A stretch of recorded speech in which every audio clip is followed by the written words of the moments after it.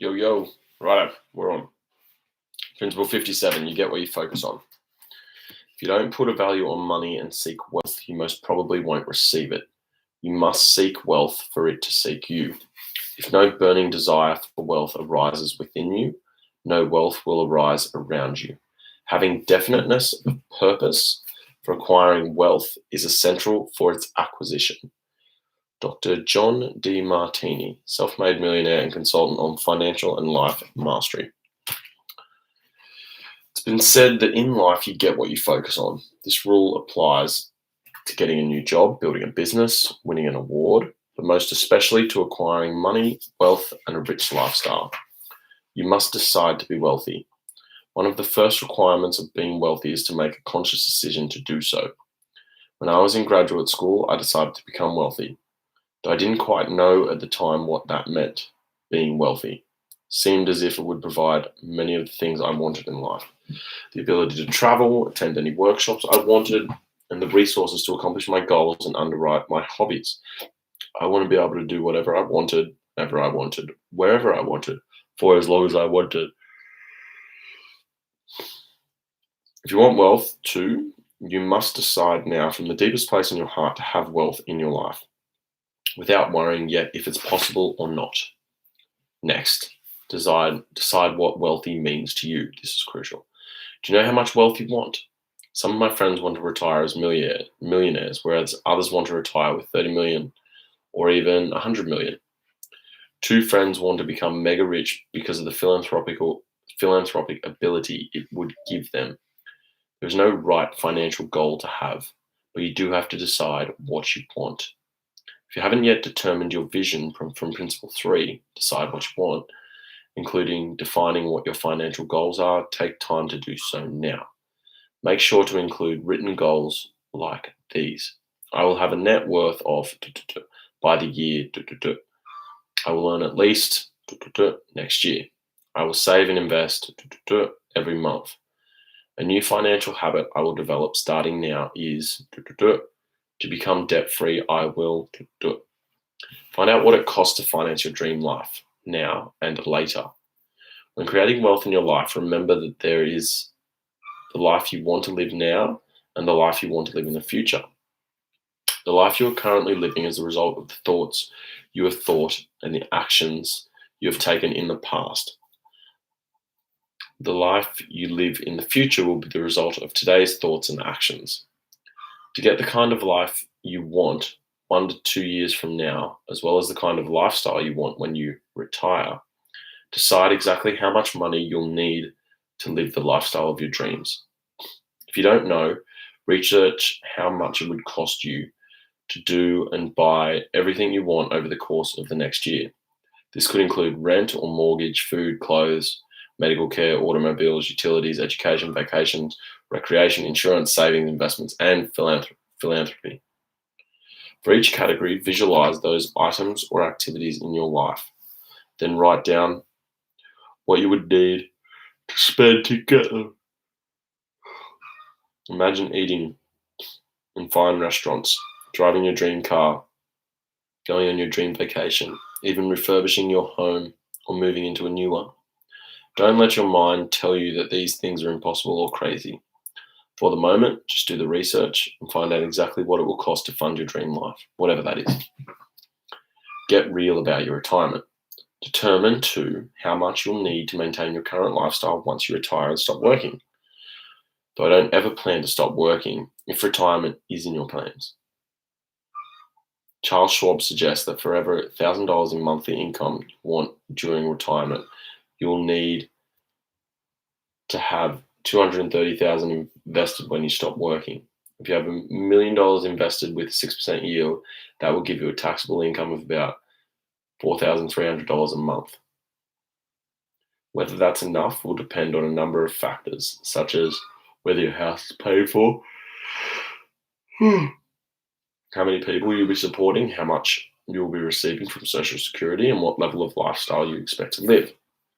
At any rate, today, $4,300 a month may not be enough to support the extravagant lifestyle you may be envisioning for yourself. If you're hoping to travel and have an active life, it may not even be adequate. With inflation, it may be less than adequate. Good point. Become conscious about your money. Most people are unconscious when it comes to their money. For instance, do you know your net worth? Your total assets minus your total liabilities. Do you know how much money you have in savings? Do you know exactly what your fixed and variable monthly expenses are? Do you know the total amount of debt you are carrying, the amount of money you are spending a year on interest payments? Do you know if you are adequately insured? Do you have a financial plan? Do you have an estate plan? Do you have a will? Is it up to date? If you want to be financially successful, you have to get conscious. Not only do you have to know precisely where you are, but you also need to know exactly where you want to go and what's required to get there. Step 1, determine your net worth. If you don't know your net worth, you can 1, work with an accountant or a financial plan to calculate it. 2, join an organization such as the Avidus Group network marketed financial services organization that consults with average people who want to become financially literate and financially independent. They'll help you determine your net worth and provide other financial services for a lot less than most financial planners charge.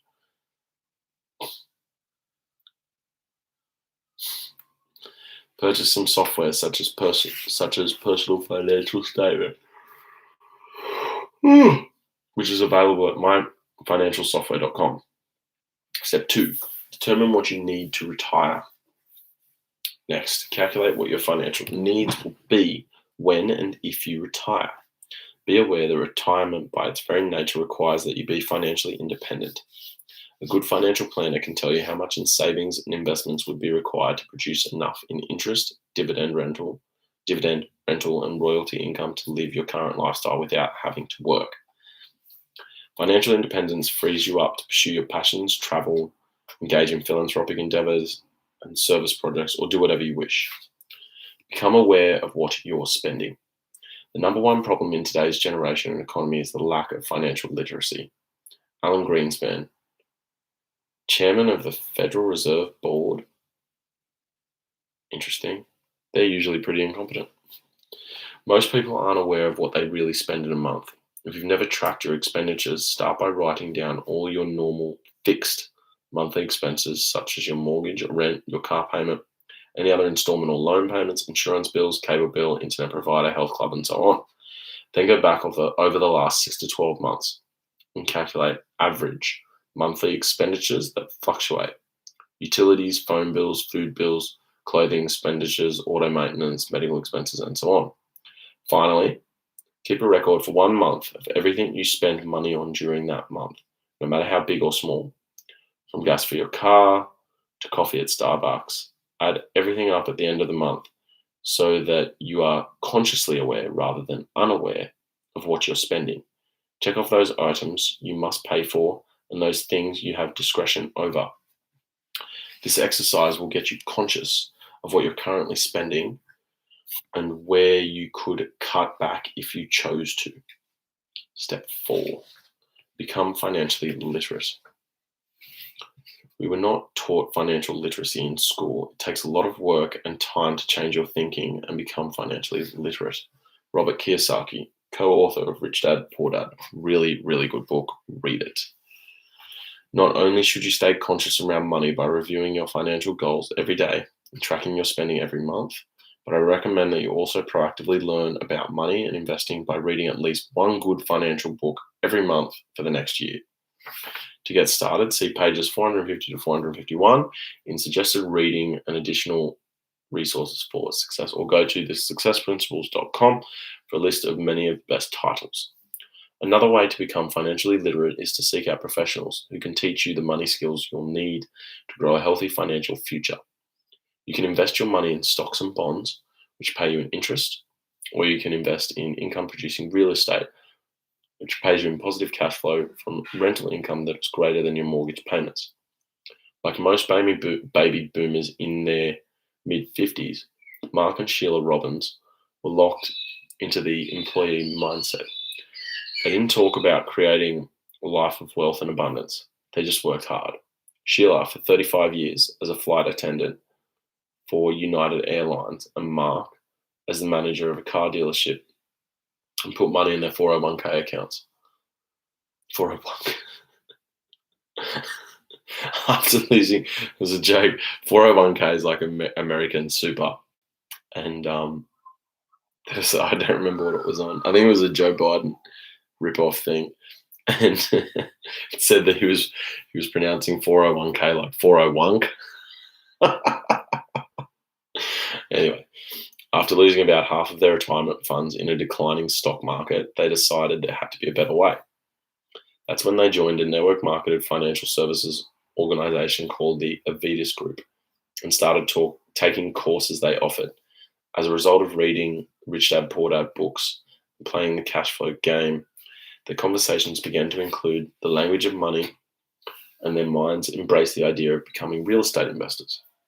They sought out a realtor who specialized in the types of properties they were interested in, and over the summer they went shopping. Only one short year later, they had 15 single-family rental properties worth over $2 million. Jesus, 15. All of which are generating positive cash flow. If that weren't enough, they also now own their own successful Chrysler Dodge Jeep dealership and another home-based business because they were willing to take the time and money to invest in their financial education and implement the principles they learned. Their lives have dramatically changed and will never be the same again. To find out more information about Avitis and other organizations that can help you learn about these kinds of wealth building tools, go to www.thesuccessprinciples.com. That's obviously one he's part of. Okay. Lee Brower, the founder of Empowered Wealth and a member of my mastermind group, has developed a model to teach people how to deal with all of their wealth, not just their financial wealth. If you look at the chart that appears below, you'll see that you possess 4 different kinds of assets: your character, your unique abilities, your heritage, your relationships, your habits, your ethics, morals, and values. 4 different kinds of confused. The second are your intellectual assets. First are your human assets, right? Second are your intellectual assets, which include your skills, talents, your wisdom, education, life experiences, both good and bad, reputation, systems you've developed, your ideas, traditions you've inherited or established, and the alliances you've built over the years. Third are your financial assets, which include cash, stocks, bonds, money in your retirement plan, real estate, any businesses you own, any other possessions you might have, such as your antiques collection. The fourth are what Lee calls civic assets, which may include only the taxes you pay and the services and infrastructure they provide. It can also include the tax money that you redirect through contributions to worthy charities. And if you're one of the super wealthy, you might even have a private foundation. When Lee asks wealthy families which quadrants they would pick if they could pass on assets from only 2 of the 4 quadrants, they universally say the human assets and intellectual assets. They know that if their children have those, they can always make more money.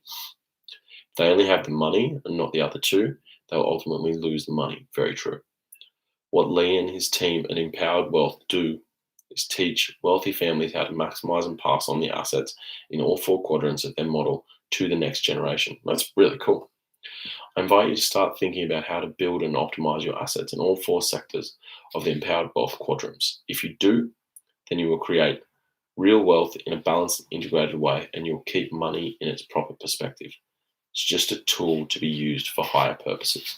Very, very true. And so that you've got a bit of a look, that's the quadrant that I was sort of talking about. So if you need to pause it, you want to write that down, do that.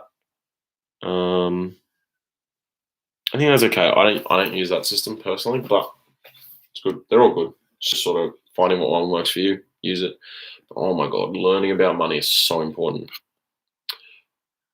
My recommendation, first book to read if you've read nothing, would be Rich Dad Poor Dad by Robert Kiyosaki. It starts adjusting your thinking.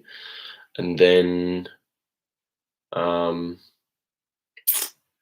I think starting to learn about the power of compounding is really important, because that'll give you a better understanding for any type of investment you want, whether it be real estate, whether it be stocks, whether it be bonds, which I wouldn't touch at the moment, commodities, gold, silver, anything.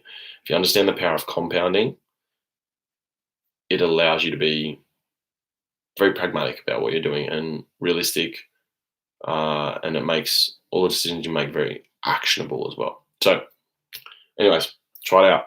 Good chapter.